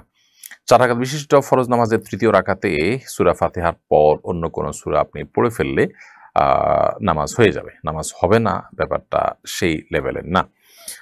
আব্দুল্লাহ ইনোমান এই আইডি থেকে আপনি লিখেছেন আমাদের ইউটিউব চ্যানেলে, আমাদের মাদ্রাসায় উপবৃত্তির জন্য ফর্ম পূরণ করতে বলেছে, আমার বাবা প্রবাসে থাকেন, এখন ফর্ম পূরণ করার সময় যদি মিথ্যা বলি কৃষি কাজ করেন তাহলে গুনাহ হবে কিনা? অবশ্যই গুনাহ হবে। ইমানদার কখনো মিথ্যা বলবার কোনো সুযোগ নেই। আপনি উপবৃত্তি হোক আর অন্য কোনো কিছু হোক, সুবিধা গ্রহণ করার জন্য আপনি মিথ্যা কথা বলতে পারেন না। যে মাদ্রাসার কর্তৃপক্ষ এরকম কথা বলে, সেই মাদ্রাসার সন্তান পড়ানো উচিত না, কারণ সেই মাদ্রাসা থেকে সন্তান আদর্শ এবং দিন কি শিখবে যারা মিথ্যা বলতে আপনাকে প্ররোচিত করে, যদি তারা সেই প্ররোচনা করে থাকে। সুবর্ণ সিদ্দিকী এর থেকে আপনি লিখেছেন, মেয়ের বয়স 3 বছর, ওর নামে 3 ভরি স্বর্ণের গহনা আছে, এর কোনো যাকাত দিতে হবে কিনা? মেয়ের বয়স যদি 3 বছর হয় এবং তার যদি স্বর্ণের গহনা থাকে, তাহলে সেক্ষেত্রে ইমাম আবু হানিফা রাহমাতুল্লাহ আলাইহির মত অনুযায়ী তার স্বর্ণের যাকাত দিতে হবে না। একে তো 3 ভরি স্বর্ণের তো যাকাত হয় না, যাকাতের নেশাব পূরণই হয় না। দ্বিতীয়ত নাবালেগ বা অপ্রাপ্তবয়স্ক সন্তান থাকলে, তার সম্পদ থাকলে সেটার উপর যাকাত আসে না, কারণ অপ্রাপ্তবয়স্কের উপর শরীয়তের বিধান প্রযোজ্য হয় না। যদিও বিষয়ে জমহুর বা সংখ্যাগরিষ্ঠ ইমাম মালিক, ইমাম শাফি, ইমাম আহমদ ইবনে হাম্বল রাহিমাহুল্লাহ, তাদের মতে মানে সন্তান বা শিশু অপ্রাপ্তবয়স্ক তার সম্পদ যদি থাকে যাকাত দেওয়ার মতো, তাহলে যাকাত প্রযোজ্য হবে সম্পদের উপর, এটা ওনাদের মত। যাই হোক, তো 3 বছরের শিশু প্রথমত, দ্বিতীয়ত আবার 3 ভরি স্বর্ণ, 3 ভরি স্বর্ণের তো যাকাত আসে না, বিধায় তার যদি অন্য কোনো সম্পদ না থাকে তাহলে আর এটা আলোচনার বিষয় নয় যেটা জাকাত আসে কিনা। অবশ্যই জাকাত আসবে না, কারণ 7.5 ভরির নিচে শুধু স্বর্ণ থাকলে তখন জাকাত আসে না। মোহাম্মদ জয়নুল আবেদিন তারিন ইয়াডি থেকে আপনি লিখেছেন, পা ধরে সালাম করা যাবে কিনা? সালাম মুখে দেওয়ার জিনিস। আসসালামু আলাইকুম রহমতুল্লাহি ওয়া বারাকাতুহু এইভাবে সালাম প্রদান করবেন, সেটাই সালাম। সালামের সাথে পা ধরার কোনো সম্পর্ক নেই। কনিকা হোসাইন আপনি লিখেছেন, টয়লেটে উজুর ব্যবস্থা থাকলে উজুতে কিভাবে দোয়া পড়ব? টয়লেটে উজুর যদি ব্যবস্থা থাকে তাহলে সেক্ষেত্রে উজুর দোয়া তো টয়লেটে পড়তে পারেন না, যেহেতু আল্লাহর নাম সেখানে আছে। এই জন্য আপনি বাহিরে দোয়া পড়ে তারপর ভিতরে ঢুকে হাত দিয়ে উজু শুরু করে দিলেন, অর্থাৎ ঠিক টয়লেটে বাহির থেকে দোয়াটা পড়ে নিয়ে আপনি ভিতরে চলে গেলেন, অথবা দোয়া মনে মনে পড়লেন। এমডি হেলাল হোসেন আপনি আমাদের ইউটিউব চ্যানেলে লিখেছেন, বিদেশি কোনো সংস্থার কাছ থেকে মসজিদের বাজেট নিয়ে মসজিদ নির্মাণ করা যাবে কিনা? কোনো অসুবিধা নেই। বিদেশি কোনো সংস্থা যদি আপনাকে মসজিদের জন্য টাকা দেয়, আপনি সেই টাকাটা নিয়ে মসজিদ করতে পারেন। সাধারণত মুসলিম দেশগুলো বা মুসলিম দেশ না হলেও অমুসলিম প্রধান দেশে অনেক মুসলিম সংগঠন এই জাতীয় বাজেট দিয়ে থাকে, এটা গ্রহণ করতে কোনো অসুবিধা নেই। এমডি কাবির আপনি লিখেছেন, আল্লাহর রাস্তায় দানের ক্ষেত্রে কোন খাত উত্তম? আপনি আল্লাহর জন্য যদি দান করতে চান তাহলে সাদকা জারিয়া, যে দান দীর্ঘমেয়াদে থাকবে তার উপকারিতা, সেটাতে আপনি দিবেন। এরপর যেটাতে দানের প্রয়োজনটা অনেক বেশি থাকবে, কোথাও মসজিদের নিড অনেক বেশি থাকতে পারে, কোথাও টিউবওয়েলের নিড বেশি থাকতে পারে, যেখানে যেটা নিড বা প্রয়োজনটা বেশি থাকবে সেটাকে আপনি প্রায়োরিটি দিয়ে দান করবেন। দুঃখমি আপনি অ্যাড থেকে লিখেছেন, শুক্রবারে কি নফল সিয়াম রাখা যাবে? বীজের রোজা রাখতে গিয়ে যদি শুক্রবার এসে যায় তাতে কি কোনো সমস্যা আছে কিনা? শুধু শুক্রবার হিসেবে রোজা রাখা সেটা নিষেধ হাদিসে। তবে বীজের রোজা, যে চন্দ্র মাসের 13, 14, 15 এই দিনগুলোর রোজা রাখতে গিয়ে মাঝখানে বা কোনো একটা পর্যায়ে যদি শুক্রবার পড়ে যায় তাতে কোনো অসুবিধা নেই সেদিন রোজা রাখাতে, কারণ আপনি শুক্রবার হিসেবে রাখেননি, আপনি রেখেছেন বীজ হিসাবে। যেমন আমরা রমজানে শুক্রবার পড়লেও সেটাতেও রোজা রাখি, কারণ সেটা শুক্রবারের কারণে রাখিনি, আমরা রমজান মাস হিসেবে রেখেছি। HM আলী আহমেদ লিখেছেন, অনেক সময় 4 রাকাত বিশিষ্ট ফরজ নামাজ কোনো কারণবশত একা পড়ার সময় আমি তৃতীয় চতুর্থ রাকাতে ফাতিহা পড়ার পর ভুলে বিসমিল্লাহ পড়ে ফেলি, এজন্য কি সাজদা দিতে হবে? উত্তর হলো না, এখানে আপনাকে সাজদা দিতে হবে না। নীলুফা ইয়াসমিন আপনি লিখেছেন, আমাকে একজন বলেছে হালাল খাওয়ার চেয়েও নাকি বেশি জরুরি পর্দা করা। আমি এই বিষয়ে আপনার কাছে জানতে চাই। না, হালাল খাওয়ার চাইতে পর্দা করা জরুরি এই কথা বলা ভুল, কারণ হালাল উপার্জন থাকা, হারামকে বর্জন করা, এটার গুরুত্ব অনেক বেশি। তবে পর্দার বিষয়টা সমপর্যায়ের, অর্থাৎ এটা যেরকম ফরজ, পর্দা করাটাও একই রকম, ওইটাও কিন্তু ফরজ। হ্যাঁ, ফরজের গুরুত্ব বিবেচনা করলে আপনি অবশ্যই হারাম থেকে বেঁচে থাকার গুরুত্বটা পর্দার চাইতে একটু বেশি, বাট পর্দা করাটাও ফরজ। অর্থাৎ এই দুটার মধ্যে পার্থক্যটা এই লেভেলের না যে একটা ফরজ আর একটা নফল, একটা ঐচ্ছিক আর একটা আবশ্যক, এরকম না। আপনি হাল খাওয়ার চেষ্টা যেমন করবেন, পর্দাটাও আপনাকে করতে হবে। কিবরিয়া ভুঁইয়া ইয়াডি থেকে আপনি লিখেছেন, কোম্পানি বিভিন্ন জায়গায় যাওয়ার জন্য আমার জন্য নির্ধারিত ভাড়া দেয়। আমি যদি রিক্সায় না গিয়ে হেঁটে বা অন্য কোনো উপায়ে কোম্পানি থেকে রিক্সা ভাড়া নিয়ে নেই, উক্ত ভাড়া কি হালাল হবে? আপনার জন্য যদি থোক বরাদ্দ থাকে, যে টাকা আপনি পাবেন ফিক্সড, আপনি কি করলেন না করলেন এটা দেখা দেখি নাই, কোম্পানি আপনার কাছে বিল ভাউচারও চায় না, তাহলে সেক্ষেত্রে আপনি এটা নিতে পারেন এবং হেঁটে গেলেও আপনি এই টাকাটা ভোগ করতে পারবেন। যে এক জেলা তার জেলা গেলে থোকে বরাদ্দ আছে আপনার জন্য, আপনি কীভাবে যাবেন সেটা আপনার ব্যাপার, তাহলে এই টাকা আপনি নিতে পারেন। আর যদি ব্যাপারটা এরকম হয়েছে না, আপনার এই জন্য ভাউচার জমা দিতে হবে এবং আপনি কোন বাহনে যাচ্ছেন তার উল্লেখ করতে হবে, যা খরচ সেটাই আপনি পাবেন, একটা লিমিটেশন আছে হয়তো বা, কিন্তু এর মধ্যে কমও হতে পারে, বেশিও হতে পারে, থোক বরাদ্দ না আর কি এক কথায়, তাহলে সেক্ষেত্রে আপনি এটা করতে পারেন না, কারণ সেক্ষেত্রে এটা মিথ্যা হয়ে যাবে সরাসরি। দিলু শিকদার এআইডি থেকে আপনি লিখেছেন, আমি এখনো ছাত্র, সংসারে বাবার অধীনে থাকি, বাবার উপার্জন অবৈধ, আমি কি বাবার হারাম টাকা ব্যবহার করতে পারবো? যদি আপনি অপ্রাপ্তবয়স্ক হয়ে থাকেন এবং আপনার উপার্জনের কোনো পথ খোলা নেই, তাহলে সেক্ষেত্রে আপনি নিরুপায় হিসাবে যেটুকু না হলে আপনার জীবন বাঁচে না সেটুকু সেখান থেকে শুধু গ্রহণ করতে পারবেন। আর যদি আলহামদুলিল্লাহ আল্লাহ তাআলা আপনাকে প্রাপ্তবয়স্ক করে থাকেন, তাহলে আপনি হাজারটা রাস্তা আছে উপার্জনের, টিউশনি থেকে নিয়ে বহু উপার্জনের উপায় আছে, সেরকম কোনো একটা উপায় অবলম্বন করে আপনি হালাল উপার্জন করার চেষ্টা করবেন এবং সেটি বাবার সংসারে শেয়ার করে আপনি প্রয়োজনে আপনারটা আপনি খাবেন এবং ভোগ করবেন। আর যদি এখনও সে পর্যায়ে আপনার যাওয়ার মতো কোনো সুযোগই না থাকে, তাহলে সেক্ষেত্রে যতদিন পর্যন্ত সুযোগ না হচ্ছে আপনি নিরুপায় হিসাবে ততদিন পর্যন্ত বাবার সম্পদ সংসার থেকে সেটি গ্রহণ করতে পারেন, কিন্তু খুব দ্রুততার সাথে আপনার নিজস্ব উপার্জনের পথ আপনাকে খুঁজে বের করে ফেলতে হবে। ইয়াসমিন জিনিয়া এটি থেকে লিখেছেন, বিয়ের ক্ষেত্রে মা বাবার সাথে সন্তানের পছন্দ অমিল হলে করণীয় কি? মা বাবার এবং সন্তানের মধ্যে মতের অমিল হতে পারে বিয়ে নিয়ে, সেক্ষেত্রে দেখতে হবে যে কোন বিষয়ে অমিল হয়েছে। যদি মা বাবা দিনদারিতা না চান, তাহলে সেক্ষেত্রে মা বাবার অমতেও সন্তান নিজের মতকে অগ্রাধিকার দিয়ে বিয়ে করতে পারে। আর যদি সন্তান দিনদারিতা না চান, তাহলে সেক্ষেত্রে অবশ্যই মা বাবার মত অগ্রাধিকার গণ্য হওয়া উচিত। বাট যদি অন্য কোনো পার্থিব বিষয়কে কেন্দ্র করে এই মিল অমিলের ব্যাপার থাকে, তাহলে এই বিষয়টা আসলে ভ্যারি করবে। বিশেষ করে যদি অভিজ্ঞতার আলোকে বাবা মা মনে করেন যে না এখানে ভালো হবে না, এই ফ্যামিলিতে ভালো হবে না ইত্যাদি, তাহলে সেক্ষেত্রে বাবা মার পরামর্শ সন্তানের গুরুত্বের সাথে বিবেচনা করা উচিত। কোনো কারণে যদি আপনার ঐক্যমতে পৌঁছা সম্ভব না হয়, তাহলে সেক্ষেত্রে বিবাহ যদি সন্তান করবে তার মতামতকে মা বাবার অগ্রাধিকার দিয়ে নিজেদের মতকে স্যাক্রিফাইস করা উচিত, যদি কোনোভাবে তারা মিউচুয়াল আসতে না পারেন। যেহেতু এখানে মূল অভিমতটা বা মূল সিদ্ধান্তটা তারই, কিন্তু বাবা মার সিদ্ধান্তটা তার জন্য সহায়ক, এবং সন্তানেরও বাবা মার সিদ্ধান্তকে শ্রদ্ধার সাথে দেখা উচিত যদি সেটা যুক্তি কোনো গ্রাউন্ড থেকে হয়। সাবের আহমেদ আপনি লিখেছেন, কোনো মহৎ লক্ষ্য পূরণের পর মিষ্টি বিতরণ অনুষ্ঠান করা জায়েজ আছে কিনা? কোনো লক্ষ্য বাস্তবায়ন হলো সেজন্য আপনি খুশি হয়ে কিছু করলেন, এটাতে নাজায়েজ কোনো কিছু নেই, কারণ এটাকে কেউ ইবাদত হিসাবে করছে না, এটা সামাজিক কালচার হিসাবে করছে, আল্লাহর নেয়ামতের শুকরিয়া হিসাবে করছে, বিধায় এটা মুবাহ এবং জায়েজ কাজ। আব্দুর রহমান লিখেছেন, গামছা গায়ে দিয়ে নামাজ পড়া যাবে কিনা? নামাজ তো হয়ে যাবে, কিন্তু অবশ্যই ত্রুটিপূর্ণ হবে, নামাজের কোয়ালিটি নষ্ট হবে, কারণ আপনি গামছা গায়ে দিয়ে নিশ্চয়ই গুরুত্বপূর্ণ কোনো ব্যক্তির সঙ্গে সাক্ষাৎ করতে যাবেন না, বিধায় এটা আপনার নামাজের যে মর্যাদা সেটাকে নষ্ট করে। এরপর মোশাররফ হোসেন আপনি লিখেছেন, সম্প্রতি আমাদের এদিকে অনেকেই ভিজিট ভিসায় ফেক ডকুমেন্টস দেখিয়ে বিদেশে গিয়ে সেটেলড হয়। যারা বিদেশে এভাবে এসে উপার্জন করেন তাদের ইনকাম হালাল হবে কিনা? ইনকাম যদি হালাল কাজ করে হালাল উপার্জন করে, সেটা তো ইনকাম তো হালাল হয়ে যাবে, বাট প্রতারণা করে মিথ্যা কথা বলে এবার বিদেশ যাওয়া জায়েজ নয়, সে কারণে গুনাহ হয়, এবং সেই গুনাহের জন্য তাদের তওবা করা উচিত এবং আল্লাহ তাআলার কাছে মাফ চাওয়া উচিত, এবং এই ধরনের প্রতারণামূলক কাজ আর না করার সংকল্প অবশ্যই তাদেরকে করতে হবে, নাহলে সেই গুনাহ মাফ হবে না। কবির আহমদ আপনি লিখেছেন, সুদভিত্তিক ব্যাংক থেকে লোন নিয়ে হজে যাওয়া জায়েজ হবে কিনা? অবশ্যই জায়েজ হবে না। সুদি লোন নিয়ে আপনি যদি হজ করেন, তাহলে সেক্ষেত্রে হারাম টাকা হজ করলেন, হারাম টাকা হজ করলে সেই হজ তো আল্লাহর কাছে অবশ্যই গ্রহণযোগ্য হবে না। শাহ আলম লিখেছেন, জানাজার নামাজে যদি কেউ মাসবুক হয়, যদি এক বা একাধিক তাকবীর ছুটে যায়, তাহলে করণীয় কি?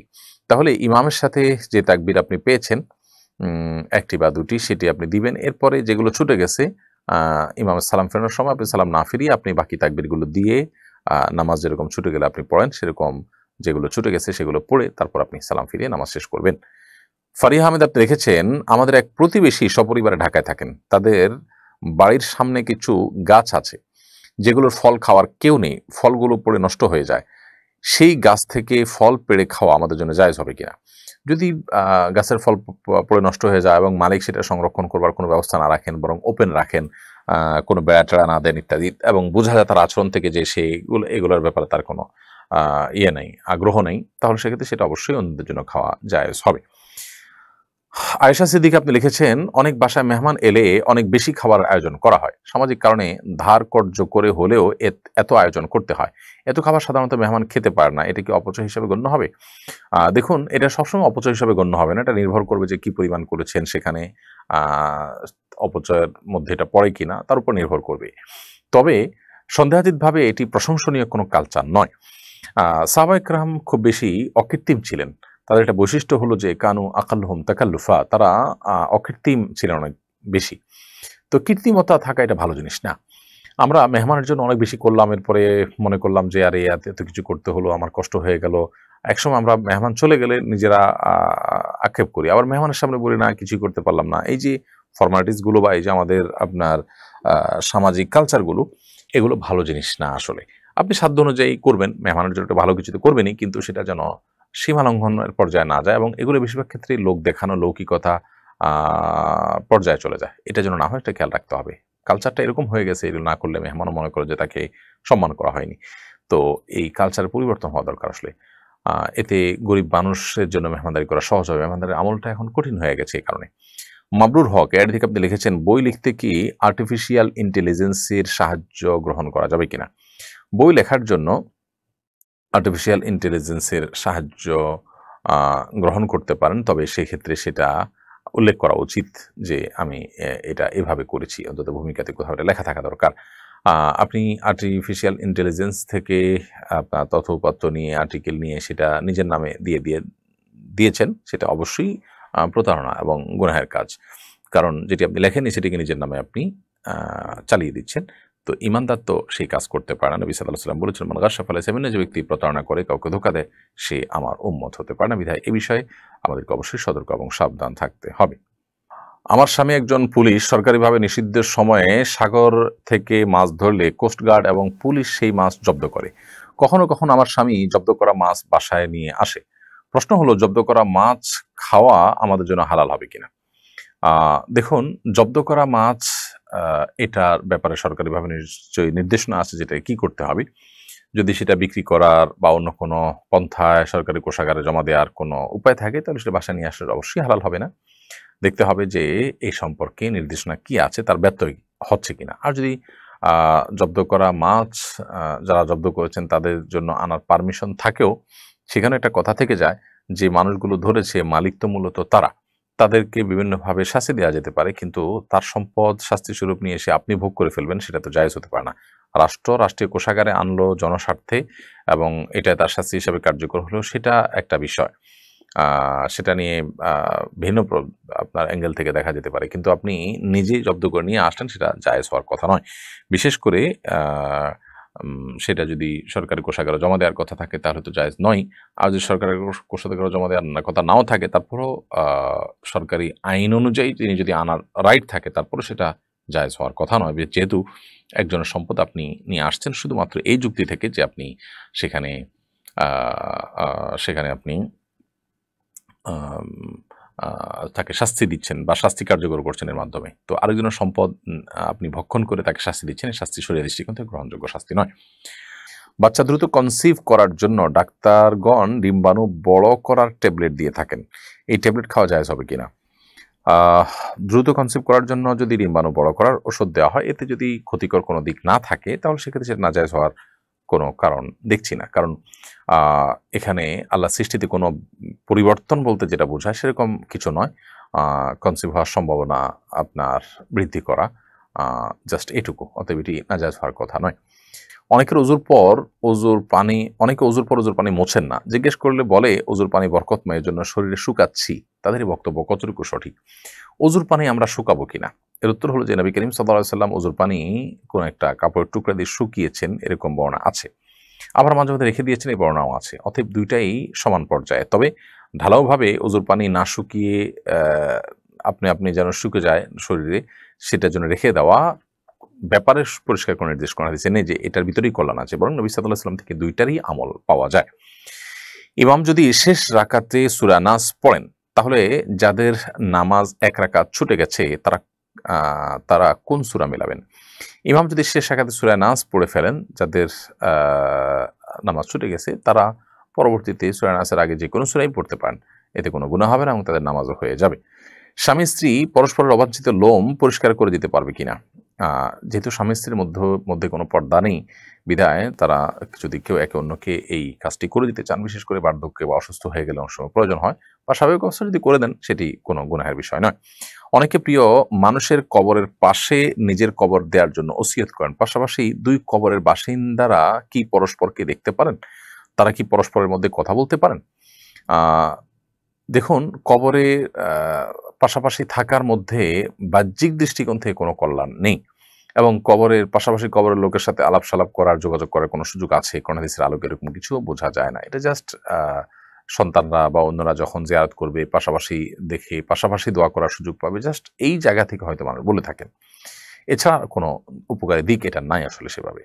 আমার মা মদিনাকে খুব ভক্তি করেন। খেজুর খাওয়ার সময় তিনি খেজুর ধৌত করেন না, বলেন এটার গায়ে রাসূল সাল্লাল্লাহু আলাইহি ওয়াসাল্লাম শহরের ধুলা লেগে আছে। বিষয়টিকে আপনি কিভাবে দেখছেন? খেজুর না ধুয়ে খেলে কি কোনো সওয়াব হবে? না, এতে কোনো সওয়াব তো হবেই না, বরং তার দৃষ্টিভঙ্গি পরিবর্তন করা উচিত। কারণ নবী করিম সাল্লাল্লাহু আলাইহি ওয়াসাল্লামের শহরের ধুলা হলে সেটা আমি খাবো, ব্যাপারটা এরকম না আসলে। নবী করিম সাল্লাল্লাহু আলাইহি ওয়াসাল্লামের প্রতি ভক্তি, এটা তো ভালো, মৌলিকভাবে তার সেই জিনিসটা প্রশংসনীয় যে তার ভিতরে নবী সাল্লাল্লাহু আলাইহি ওয়াসাল্লামের ভালোবাসা আছে, ভক্তি আছে। কিন্তু ভক্তি ভালোবাসা প্রকাশের ভুল পন্থা গ্রহণযোগ্য নয়। নবী সাল্লাল্লাহু আলাইহি ওয়াসাল্লামের প্রতি ভালোবাসায় তার সুন্নাহকে অনুসরণ করব, তার কথা মেনে চলবো, সেটি ঠিক আছে, কিন্তু তাই বলে তার মদিনা শহরের ধুলা দেখে সেটা আমি গায়ে মাখাবো, তাহলে মদিনা শহরের নাপাককে আমি পাক মনে করব কিনা? ডেফিনেটলি সেটি করব না। তো অপরিচ্ছন্নতাকে আমি পরিচ্ছন্ন মনে করার কোনো কারণ নেই। নবী সাল্লাল্লাহু আলাইহি ওয়াসাল্লাম তো পবিত্র থাকতে বলেছেন এবং আমাদেরকে হাত ধুয়ে খেতে বলেছেন। তাহলে মদিনায় গেলে কি আমার হাতে ধুলা থাকলে আমরা না ধুয়ে খাবো? অবশ্যই খাবো না। অতএব এই সমস্ত বিষয় থেকে পরিষ্কারভাবে বোঝা যায় যে আপনার আম্মা যে দৃষ্টিভঙ্গি থেকে এটিকে সঠিক মনে করছেন সেটি ভুল। 2 স্ত্রী নিয়ে এক ঘরে একই বিছানায় ঘুমানো যাবে কিনা? যদি কারোর একাধিক স্ত্রী থাকে এবং তাদের সাথে একই সাথে তিনি শোন, যেহেতু শরিয়ার কোনো বিধান লঙ্ঘন হচ্ছে না এবং মানে এদের মধ্যে পারস্পরিক পর্দাও নাই, অতএব এটি জায়েজ আছে। বাট শারীরিক সম্পর্ক করলে সেক্ষেত্রে এখানে সতরের বিধান চলে আসবে।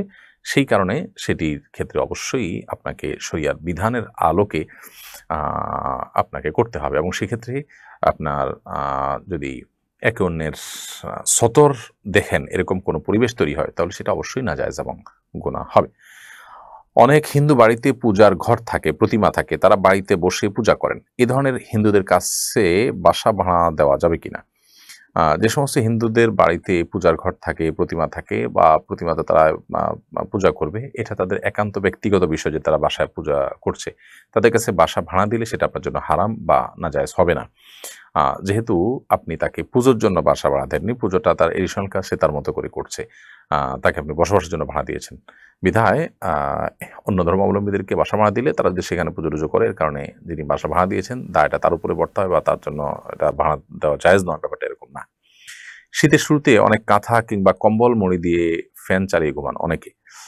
বিষয়টিকে তারা অভিজাতপূর্ণ মনে করেন এবং ফ্যান চালানো অপচয় কিনা জানতে চাই। অপচয় এটা আসলে নির্ভর করবে যে কোন পর্যায়ে হচ্ছে এটি। অনেকে দেখা যায় যে কাঁথা ছাড়া শুলে তার গরম লাগে, কাঁথা সহ দিলে কাঁথা ছাড়া শুলে তার শীত লাগে, আবার কাঁথা দিলে তার অ্যালার্জি বা ঠান্ডা বাতাস নাক মুখ দিয়ে ঢুকে মানে সর্দি হওয়ার আশঙ্কা থাকে না, সেজন্য তিনি কাঁথা ব্যবহার করেন। তো এই সমস্ত পরিস্থিতি এরকমভাবে ঘুমালে কোনো অসুবিধা নেই, এটাকে অপচয় বলা যাবে না। অপচয় হবে তখন যখন নেহায়েতি কোনো উদ্দেশ্যহীনভাবে আপনি জাস্ট লৌকিকতা ইত্যাদির জন্য নানান উদ্দেশ্যে আপনি ব্যবহার করছেন, যখন আপনি কোনো টাকা পয়সা নষ্ট করছেন, ব্যয় করছেন, তখন এখানে তো এটা তার ভালো লাগা, এটা তার কি বলে অসুস্থ থেকে বাঁচা কিংবা আপনার এইভাবে শোয়াটা তার কাছে কমফোর্ট মনে হয়, সেই সব তিনি এটা করছেন। অতএব এটাকে অপচয় বলা যাবে না। যদি অপচয়ের সংজ্ঞায় যাওয়ার মতো কোনো কিছু হয় সেটা ভিন্ন বিষয়। জাস্ট এটুকু যেটুকু বলছেন এটুকুর কারণে অপচয় হবে না ইনশাআল্লাহ তাআলা। জেনে বুঝে অস্বাস্থ্যকর খাবার খেলে কি গুনাহ হবে? আমরা সবাই জানি ফাস্ট ফুড, ভাজা পোড়া খাবার খেলে স্বাস্থ্য ঝুঁকি থাকে। তবুও প্রতিনিয়ত সবাই এসব খাবার খেয়ে নানান রকম ভয়ানক রোগে আক্রান্ত হচ্ছে। এক্ষেত্রে শরীয়ত বিধান কি? যেই খাবার খেলে সরাসরি আমাদের শরীরে ক্ষতি বয়ে আনবে সেটিতে আমাদের জন্য খাওয়া জায়েজ নেই। আল্লাহ বলেছেন আতুল কুবিয়াদিকুম লা তাহলুকা, তোমরা নিজেদেরকে ধ্বংসের দিকে ঠেলে দিও না। অতএব নিজের জন্য ক্ষতি এমন কিছু করা জায়েজ নাই। তবে যে সমস্ত খাবারে দূরবর্তী ক্ষতি হয়, দীর্ঘমেয়াদে আস্তে আস্তে ক্ষতি হয়, মানে ক্ষতিটা আবার হওয়াটা নিশ্চিত নয়, তার শরীরে ইমিউন থাকলে ক্ষতি নাও হতে পারে। তো এই লেভেলের যদি থাকে, যেমন ফাস্টফুড, ভাজা পোড়া ইত্যাদি, এগুলোর ক্ষতি থাকে, তো এই কারণে এগুলো খাওয়া হারাম হয়ে যাবে না। পৃথিবীর কোনো আলেমই এটাকে হারাম বলেননি, যেহেতু এগুলোতে ক্ষতি হওয়া চূড়ান্ত নয়, আবার ক্ষতিটাও যে একেবারে পরিষ্কার সেরকম না, ক্ষতির সম্ভাবনা আছে। তো এরকম তো আমরা যত খাবারই খাই, প্রত্যেকটা খাবারের মধ্যেই ভালো মন্দ দিক থাকে, উপকারী অপকারী দিক থাকে, এটা অনেকটা সেরকমই, যার কারণে এগুলো খাওয়া গুনাহ হবে না। তবে যেটা খেলে নিশ্চিতভাবে, আমার যেমন ধূমপান করলে নিশ্চিতভাবে ক্ষতি হবে, সেটি চূড়ান্ত, অতএব সেটা খাওয়া কিন্তু জায়েজ নয়। প্রিয় দর্শক, দেখতে দেখতে আমরা অনুষ্ঠানের একেবারে শেষ প্রান্তে চলে এসেছি, বরং আমরা আলহামদুলিল্লাহ আজকে অনেকগুলো প্রশ্ন উত্তর দিয়েছি, 1 ঘন্টা বেশি সময় আমরা পার করেছি। আমরা যে কথাগুলো জানলাম, শুনলাম, বুঝলাম, আল্লাহ তাআলা আমাদেরকে সেগুলো আমল করার তৌফিক দান করুন এবং আমাদের জীবনকে কোরআন হাদিসের আলো দ্বারা আলোকিত করার তৌফিক দান করুন। আজ পর্যন্তই। আল্লাহ যদি ভালো রাখেন, নিরাপদে রাখেন, সুস্থ রাখেন, ইনশাআল্লাহ বিদিনিল্লাহ পরবর্তী জুমায় একই সময় আবারও দেখা হবে একই অনুষ্ঠানে। আল্লাহ তাআলা সে পর্যন্ত আপনাদের সবাইকে ভালো রাখুন, নিরাপদে রাখুন। আসসালামু আলাইকুম ওয়া রাহমাতুল্লাহি ওয়া বারাকাতুহু। আস-সুন্নাহ ফাউন্ডেশন।